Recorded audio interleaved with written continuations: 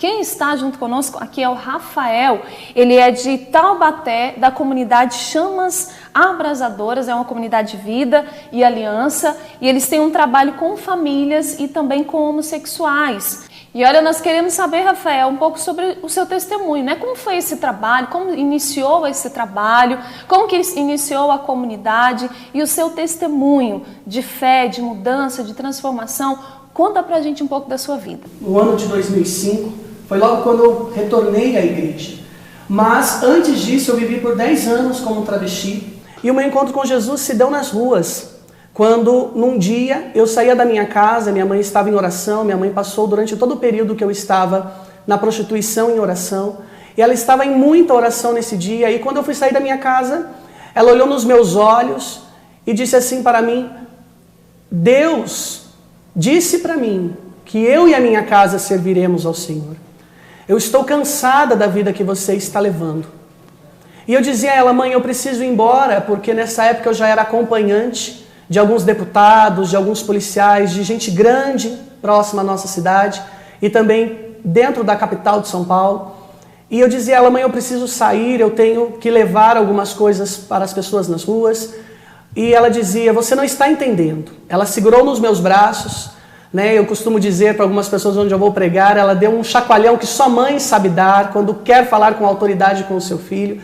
E ela dizia assim: você não está entendendo. Deus falou para mim que eu e a minha casa serviremos ao Senhor.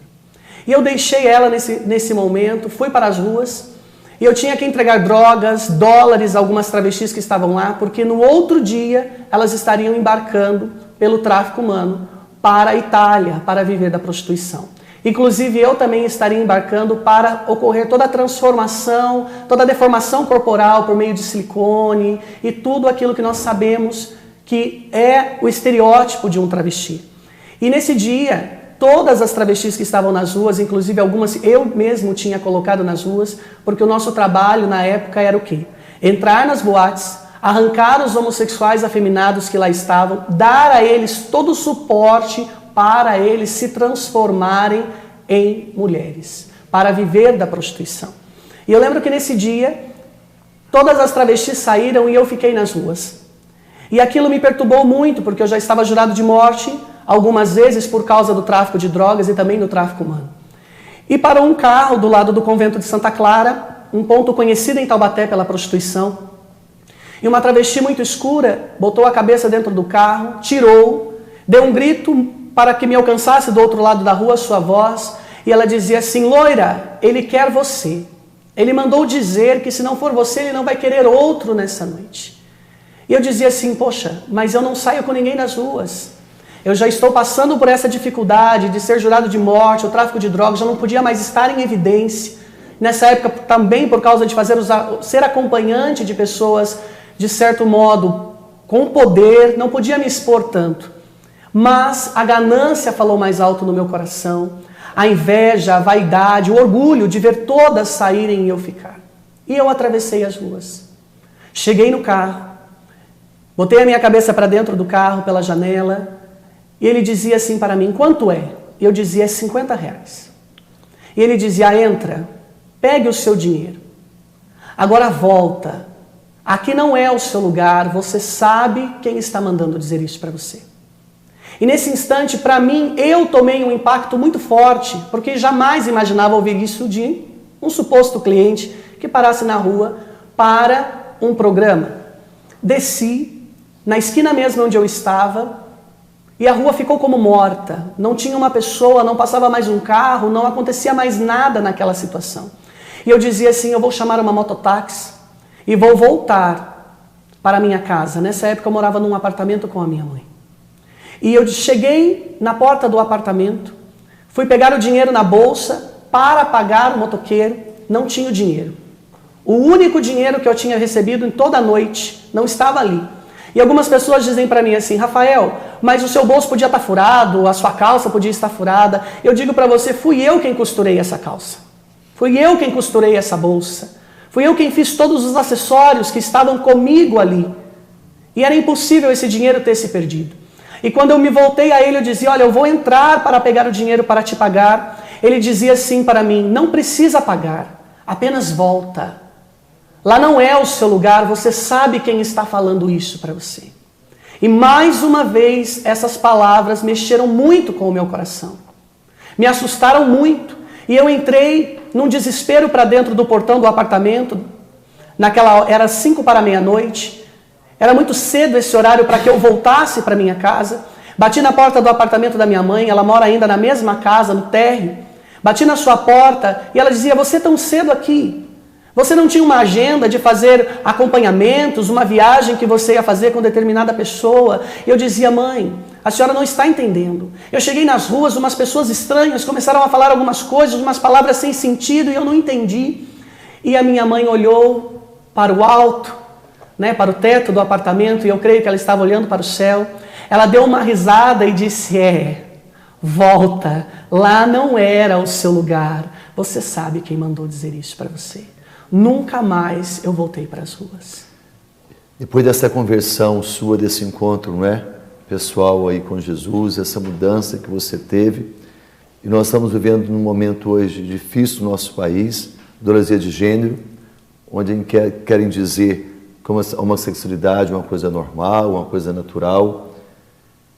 Fala sobre essa situação. O que tira a pessoa o que faz a pessoa sair mesmo é a consciência que ela tem do pecado. Basta ela dizer que encontrou Jesus? O que é preciso mais? Não basta só dizer que o encontro com Jesus é o suficiente.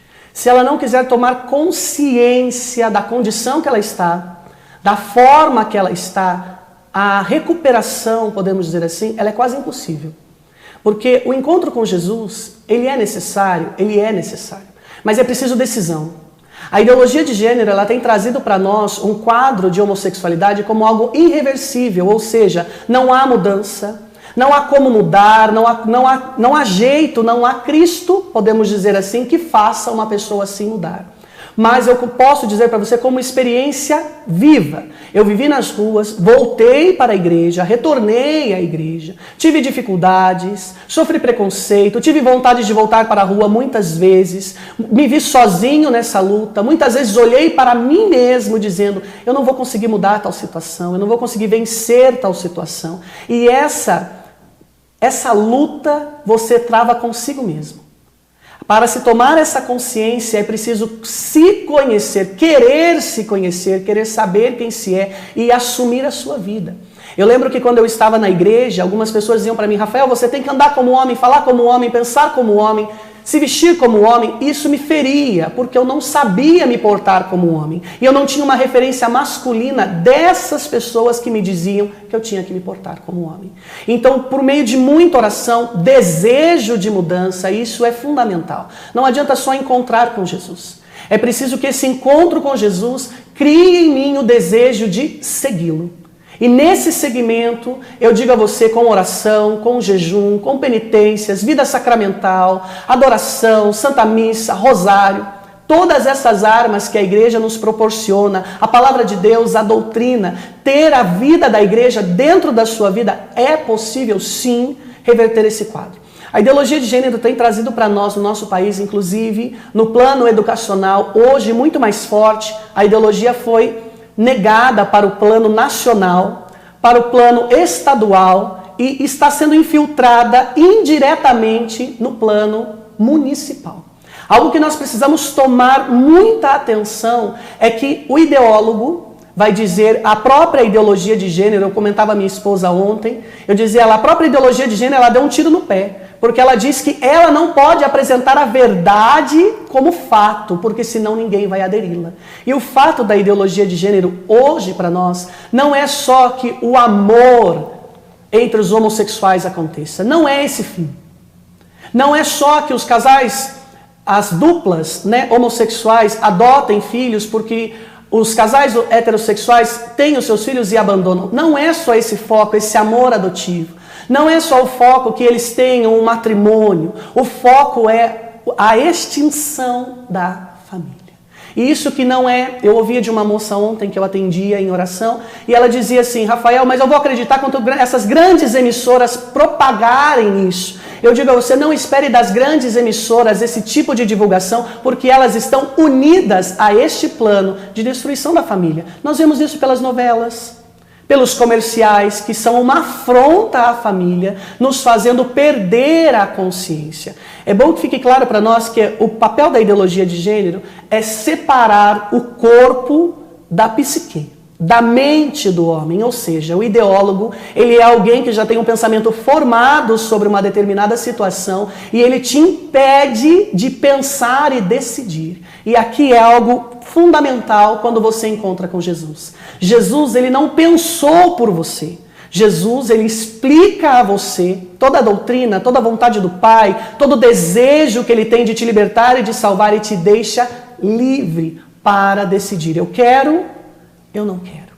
Então é algo que nós precisamos ter essa noção. O encontro com Jesus precisa acontecer na minha vida, como Papa Francisco tem dito nesse ano para nós, na sua carta do Evangelho Gáudio. O encontro com Jesus, ele é um acontecimento na vida da pessoa. E Jesus precisa acontecer nos dias de hoje. Rafael, muitas pessoas se encontram com Jesus, estão dentro da igreja, mas elas querem continuar com Jesus com atitude de pecado. É possível isso? Não é possível continuar com Jesus e continuar no pecado. Infelizmente, eu tenho que dizer isso para você. Para que eu pudesse hoje ter uma família, no caso, casar, ter uma estrutura familiar, estar na igreja, ter uma vida sacramental, foi preciso um rompimento definitivo com o pecado. Rafael, eu não tenho forças, Rafael, eu sou fraco, eu vou comungar, muitas vezes em pecado, e eu creio que o Senhor é misericordioso, o Senhor vai me curar, o Senhor vai me perdoar. Não, meus amados, não comungue a sua condenação. Não tenha a homossexualidade ou qualquer outro vício, defeito de caráter, vício de álcool, vício de drogas, prostituição, masturbação. Não veja como algo que você nasceu com isso e não pode ser vencido. Isso é declarar a impotência da cruz de Jesus e a ineficácia do seu sangue libertador na nossa vida. Rafael, eu queria que você falasse também, porque a gente percebe que muitas pessoas acabam tomando essa vida, têm uma tendência homossexual devido à história de vida, né, devido a um sofrimento que passaram e por isso se identificam com aquilo, né, acreditam verdadeiramente que são e que não vão mudar, né, assim como você dizia.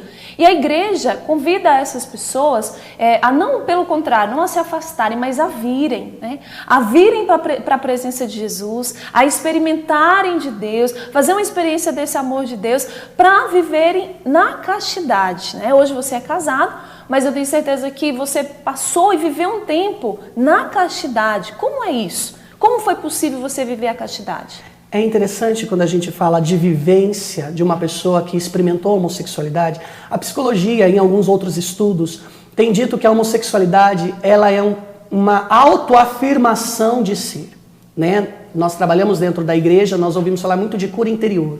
Então nós vemos muitas pessoas com baixa autoestima, com depressão, que muitas vezes se veem nessa condição de se deparar, por exemplo, com um abuso sexual, com um abuso psicológico. Eu acho que hoje o que mais tem ferido e se levantar dessa questão da homossexualidade é o abuso psicológico, é o entrar na mente e fazer com que a pessoa se torne aquilo que ela não é. A igreja, ao nos convidar a vir a ela nos aceita na nossa condição? Sim.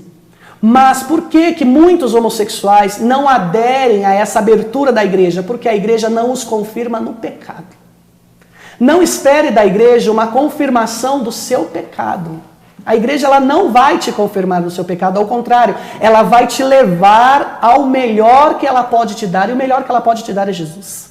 Ela vai te levar a esse encontro. Às vezes as pessoas dizem para mim, Rafael, desde criança eu já era afeminado, meu filho era afeminado, tinha uma tendência. E eu digo para você, ser afeminado já foi comprovado que não é uma condição característica definitiva de que essa pessoa é homossexual. Então ocorre muitas vezes, eu tenho um filho mais afeminado e o que acontece? Eu começo a incentivá-lo naquela situação. Eu não recordo qual é a sua posição hoje dentro da sociedade. Isso é algo que a ideologia de gênero ela quer anular. A criança, ela decide o que ela é. Não. A nossa postura hoje de cristãos, de família cristã, é confirmar a sexualidade do nosso filho, seja ela masculina ou feminina. E muitas vezes as pessoas dizem, Rafael, mas o meu filho, ele não se identificava muito com os meninos, ele não gostava muito de jogar futebol, ele brincava muito com as meninas. Isso é um fator determinante? Eu digo para você, depende. Se o seu filho brinca com meninas, ele tem que saber que ele é um menino entre as meninas, e não um menino como as meninas, né? Então, se o seu filho tem dificuldade de se relacionar com outros meninos porque são agressivos, porque brigam, derrubam, batem, você pode levar o seu filho para junto de outros meninos para que ele tenha uma referência masculina e ele entenda quem ele é. A psicologia vai dizer que nós não devemos muitas vezes ter os nossos filhos, no caso da masculinidade, numa questão de homossexualidade masculina, você ver essa tendência no seu filho, você levá-lo a brincadeiras que vai incentivar a sua masculinidade. Um futebol, um karatê, algo próprio de um menino. Né? Não que você vai anular todo o pensamento dele em relação às meninas, não, porque se ele ficar perto de uma menina ele vai ser homossexual, ele vai ser gay, como é dito hoje, né? E outras palavras tão duras e feias que ferem diretamente uma criança que talvez não se veja como uma outra criança relacionada ao seu sexo. Um exemplo. Uma criança, às vezes, ela é muito delicada, ela é muito sensível, ela é muito amorosa. Jamais ela vai se identificar com uma outra criança que é muito explosiva, que é muito direta, que é muito animada, que joga bola, que cai, não chora, não tem esse problema. Por quê? Quer dizer que ela é homossexual? Não. Quer dizer que a outra é mais masculina que ela? Não. E aqui eu chamo a atenção ao olhar dos pais. O pai precisa ter esse controle dentro da sua família. Se relacionar com o seu filho e talvez seja uma carência de pai. Ele não consiga ver no pai alguém que ele possa se assimilar. Ou pior, muitos casos a psicologia tem, e eu achei isso formidável, a psicologia tem identificado isso, que as crianças têm em suas casas um modelo de pai agressivo com a mãe. Um pai que xinga, um pai que bate, um pai que reclama de tudo, um pai que não dá atenção. Essa criança não tem essa referência de pai. Ela sente essa carência dessa referência, ou seja, eu não quero ser como este homem. Cria aversão, né? Acaba criando aversão àquela figura. Mas interessante, você estava dizendo, né? De um atleta aí, internacional, campeão, com filhos, depois de 65 anos de idade, se transformou para ser... né, mulher. Então a gente percebe que o que leva realmente a essa situação é esse conflito mal resolvido. Exatamente. Depende, eu sou pai, eu sou mãe, mas sempre existe um conflito. E no momento eu mudo de ideia, abandono tudo que Deus construiu, causa uma grande dor por não me abrir com alguém, por não buscar essa segurança. Então não é porque hoje eu tenho 4 filhos, jogo futebol, que não possa acontecer como acontece com mulher. Simplesmente existiu essa carência, ela não foi resolvida. E num momento como esse hoje, que também essa questão de prática homossexual se tornou moda também, e sair do armário, que é a política do Brasil, pode ter certeza, muitos pais serão feridos, muitos filhos. Então, na verdade, é obra do maligno, né? Exatamente. O grande mal é que todo mundo se torne assim, mesmo depois de avô, né? Exatamente. A questão desse caso, desse atleta, é interessante isso que o padre disse, que nós não podemos, só porque o meu filho joga futebol, não quer dizer que isso não vai acontecer. Né? Então, isso não é firmar uma sexualidade no seu filho. Você tem crianças, e eu volto a dizer sobre a questão da psicologia. A psicologia diz que muitas crianças não se sentem másculas como no exemplo de masculinidade. O homem tem que ser grosso, o homem tem que ser bruto, e ela não consegue se abrir a isso. Então, por temperamento, exatamente, porque ela não é entendida. Então é imposto para ela um modelo de ser que ela não As comparações que acontecem todo dia, não se trata apenas em questão da sexualidade. Quantas crianças não conseguem deslanchar numa faculdade, porque o irmão fez medicina e ele é comparado com o irmão. Exatamente. Então toda essa situação de conflito. Interior. Agora uma coisa interessante que eu tenho percebido com você esses dias é a questão da decisão, do momento com o pecado. Exatamente. Porque as pessoas têm confundido tudo.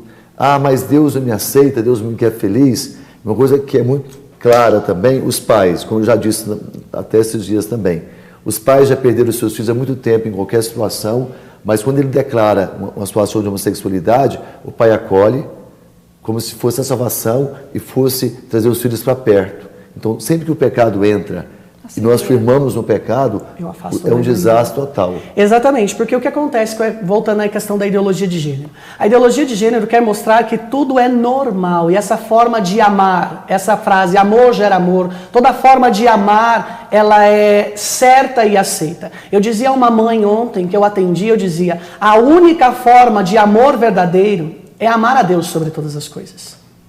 Quando eu amo a Deus sobre todas as coisas, eu consigo exteriorar, pôr no exterior para estas pessoas aquele amor que eu senti, que eu experimentei. Então as pessoas confundem na questão da ideologia de gênero, dos homossexuais, e esses que não querem mudar, e eu sempre bato em cima dessa tecla. Os homossexuais são uma minoria? São uma minoria.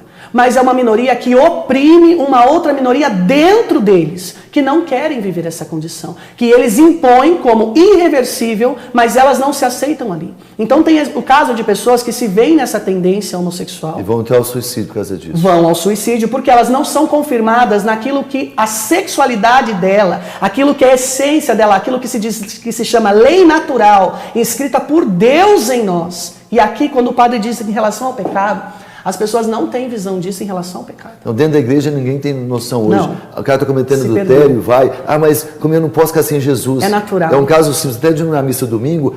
Mas Jesus entende. Uai, padre, você não quer que eu seja feliz? É como a questão do casamento. Casamento diante de Deus, sacramento uma vez, a pessoa sabe disso, e nós não estamos julgando. Outro dia, nesse final da semana passada, agora no sábado, foi um rapaz prestar serviço na paróquia, ele foi de camiseta regata, eu disse que não poderia. Olha, o que importa não é a roupa que eu estou usando. Sabe essa ideologia, essa coisa que está dizendo que tudo vale, basta que meu coração normal, esteja assim, do jeito que eu quero. Aceito. Não é do jeito de Deus. Então essa falta de convicção nossa em relação ao pecado, a igreja fala sobre isso. Nós não falamos com clareza sobre a questão da sexualidade. Não. Deixou-se de lado. A gente isso, não fala da pessoa enquanto Nunca pessoa. falou, né? Os vossos filhos não vão ver a castidade, a honestidade como homem e as meninas como mulheres, se não se fala com clareza. Claro. Porque os pais não têm tempo. E é muito melhor viver uma relação, entre aspas, melhor no sentido para quem quer viver, de homossexualidade, porque não tem conflito. Você viveu uma situação difícil antes. Aí você assume a Valéria como sua esposa. Já é difícil no dia a dia essa situação. Imagina com a experiência que você teve. Se não for na decisão de Deus e na força de Deus, como que acontece? Então, o amor de hoje é um amor de iguais. De iguais. Um amor apenas genital, físico, né? Fisiológico. Exatamente. Porque de vida, de compromisso, exige mais do que isso. É claro, cada vez mais claro, e como Deus está fazendo isso é claro mesmo aos nossos olhos. Não é? Então essa experiência sua, que nós estamos vivendo, é para nos curar e dizer que homossexualidade não é doença, como as pessoas têm dito, mas eu digo, e se fosse doença? Eu não quero ser curado? Exatamente. Quando eu tenho um câncer, eu não fico louco para ser curado? É isso que eu costumo dizer às pessoas, nesse sentido, padre, do quê? As pessoas acham assim, eu nasci homossexual, eu vou morrer homossexual, não tenho como mudar. E eu costumo dizer a elas assim, mas se você ver uma pessoa, muda. Ela quer falar. Mas presta atenção, essa questão, não é? Hoje a ideologia quer confirmar a pessoa nessa ideia. Exatamente. Não lhe dá nenhuma possibilidade. Por isso que às vezes algumas religiões, tranquilo viver numa religião dessa, porque não preocupa com a pessoa, tudo é o diabo que faz. Não é? E Deus só faz o que não é papel de Deus, né? Quer dar riqueza para a gente, quer resolver os problemas. Então, quando a gente não quer trabalhar com a pessoa, por isso que a Igreja Católica hoje, é a igreja que sempre foi fundada por Jesus, fisicamente falando, pode ter menos pessoas que aceitam a verdade. E o trabalho é muito maior. Exatamente. O trabalho é maior, porque você tem que preocupar com a pessoa. Quando atende a confissão de alguém, não é simplesmente a pessoa me contar o pecado dela, e Deus está dando a graça através do sacerdote, mas depois, o que leva essa pessoa ao pecado? O que leva... E ajudar, acompanhar. E além de tudo, e a situação financeira. Hoje eu trabalho muito mais e faço muito menos, não tenho tempo. Exatamente. Por esse mundo tão agitado. E agora, quando se decidiram que a homossexualidade é algo natural. Entra nisso que eu dizia, padre, é interessante o quê? Uma pessoa, ela é muda. Ela não quer ficar muda, ela quer mudar, ela quer falar, ela quer se locomover, ela quer que alguém entenda a questão dela. Mesma coisa de um paralítico, ou uma pessoa que tem uma doença, no caso de um câncer, ela não quer essa doença. Ela luta porque ela quer melhor. Então, equiparar a homossexualidade a uma doença e você aceitá-la como doença, é você dizer assim, eu não quero a mudança. Existem casos de pessoas que não querem a mudança? Existe. Mas também nós temos que lutar com aqueles que querem mudar. Exatamente. E os que querem precisam encontrar em nós essa esperança. Eu atendi um caso ontem e eu achei assim, eu fiquei assustado. De verdade, eu me assustei, eu e a minha esposa. Por quê? Os pais nos procuraram, relataram o caso de uma filha que está na homossexualidade. Nós começamos a entender o caso da filha, por quê, tudo beleza, vendo aquela família sofrer, mas nós fomos ver que o problema estava na família. Não estava na filha. O que estava refletindo na filha era problema deles. Aí a filha fugiu de casa para um determinado local onde havia duas mulheres, né, um par de mulheres, aonde uma se chamava pai e a outra se chamava mãe. Né? Então assim, a filha fugiu de casa para encontrar um pai e uma mãe na postura de duas mulheres, porque ela não tinha dentro da casa dela uma postura de pai e mãe, um homem e uma mulher. Aí, o que mais me chamou a atenção foi o quê? Essa filha fugiu e a mãe ligou para esta mulher, que se dizia que era o pai, e falava assim, olha, a minha filha é de menor, ela tem 14 anos, você tem 20, se acontecer alguma coisa, eu respondo pela minha filha, você não vai responder. E ela dizia, pode deixar que eu responda, eu assumo toda a responsabilidade sobre a sua filha. Ela dizia não. Ela foi buscar a filha, mas mesmo assim permitiu que a filha se encontrasse com essas pessoas, porque eles tinham um grupo, esse pai e essa mãe, na postura dessas duas mulheres homossexuais, elas cuidavam de outras crianças que se relacionavam entre elas. E pasme, os pais separaram essa filha desse casal, mas essa mulher que era a mãe nessa relação homossexual, ela está para viajar para os Estados Unidos. E ela quer se encontrar com a filha desse casal para ter uma conversa. E eu dizia a essa mulher, você não está prestando atenção no que está acontecendo. Primeiro ela influenciou a sua filha para fugir e agora ela vai levar a sua filha para fora. Mas é como é que aí que entra a omissão, né? Exatamente. Como que o pai vai permitir que uma mulher que vive nessa situação oriente a minha filha. Vai encontrar com a filha para uma despedida ainda? Exatamente. Ela dizia, olha para você ver como a família ela está ferida. Ela dizia assim, essa mulher quer conversar com a minha filha porque ela quer explicar para minha filha que não é fácil ser homossexual, que você sofre mesmo. E eu dizia a ela, mãe, ela vai fazer com você um processo inverso. De início ela vai mostrar para você que é muito difícil. E no final você vai estar dizendo, eu tenho que entender minha filha nasceu assim, ela é assim, eu tenho que aceitar minha filha, eu tenho que amar minha filha, porque ela é dessa forma. Não, ela não é dessa forma, ela se tornou. E essa frase, Deus me ama como eu sou, ela precisa ser corrigida. Deus me ama como eu sou, mas não me aceita como eu estou. E se eu estou em pecado, Deus não me aceita no pecado. Essa fala, pecado, as pessoas elas não têm essa visão, ou melhor, elas não querem.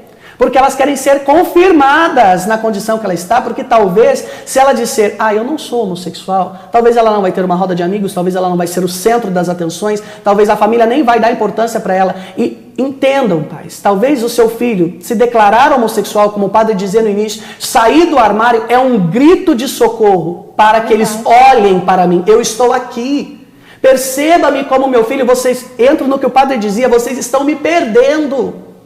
Vocês estão permitindo que outros digam que eu sou aquilo que eu não sou. E se eu não tenho um ambiente favorável que me confirme naquilo que eu sou, na minha essência masculina, em todo o meu ser masculino, fora, eles vão encontrar pessoas muito mais decididas e determinadas para afirmarem eles naquilo que eles são devido aos seus pensamentos. Né? Nunca você vai chegar num homossexual, num ativista, que ele tem certeza que ele nasceu assim, que ele vai morrer assim, que Deus o fez assim, que ele vai padecer o resto da sua vida assim, e pior, na outra vida ele vai vir, vai remir os seus pecados e vai encontrar com Deus. Isso é um absurdo. E tem argumento muito maior do que os pais para formar os filhos. Por que tem argumento? Porque eles cuidam mais dos seus filhos do que você que é pai e mãe. Atentos, né? Acompanham. Mas é interessante nessa fala, por causa do nosso tempo, temos de rezar também, tem a Valéria que está aí para falar um pouquinho.